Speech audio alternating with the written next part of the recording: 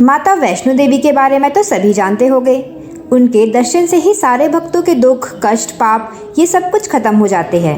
माता के दरबार में जो भी जाता है, माता रानी उन्हें कभी खाली हाथ नहीं जाने देती। क्या आप लोग भी माता वैष्णो के दरबार में कभी गए हैं? कमेंट करके ज़रूर बताएं। तो आज की इस वीडियो में मैं आपको माता वैष्णो देवी से जुड़े कुछ ऐसे रहस्य बताऊंगी जो आपने कभी सुने नहीं होंगे। तो अगर आप लोग भी जानना चाहते हैं तो आज की इस वीडियो को अंत तक ज़रूर देखें। नमस्कार दोस्तों, स्वागत है आपका हमारे YouTube चैनल में। तो दोस्तों, वैष्णो देवी का जन्म भारत के दक्षिण में रत्नाकर सागर के रामेश्वर तट पर हुआ था। उनके माता पिता काफ़ी लंबे समय से निसंतान थे और फिर उसी प्रांत माता वैष्णो देवी ने रत्नाकर सागर के घर में जन्म लिया।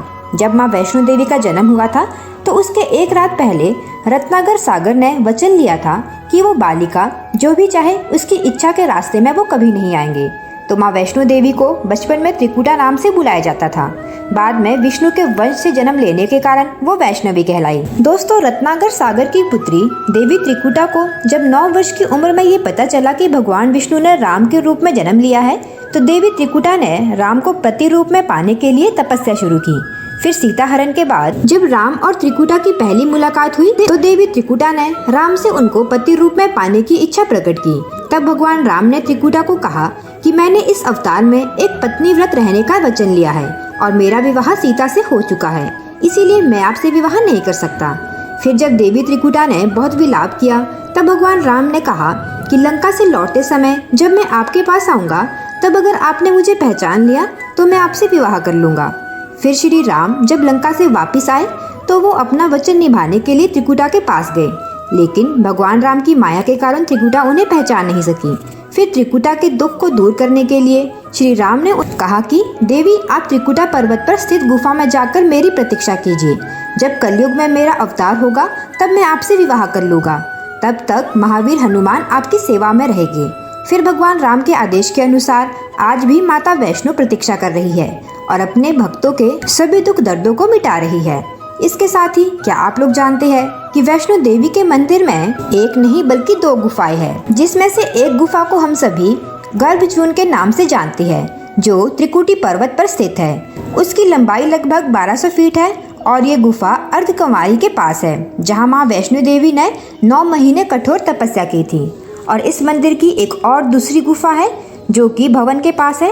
उसमें 3 पिंडियों का वास है। ये पिंडियाँ देवी सरस्वती, माता लक्ष्मी, माँ काली की है, लेकिन माता वैष्णो देवी की वहाँ कोई पिंडी नहीं है। माता वैष्णो देवी यहाँ अदृश्य रूप से मौजूद है और फिर भी ये स्थान वैष्णो देवी तीर्थ कहलाता है और इस गुफा में पवित्र गंगा जल निकलता रहता है। माना जाता है कि यहाँ कई प्रकार के चमत्कार भी देखने को मिलते हैं।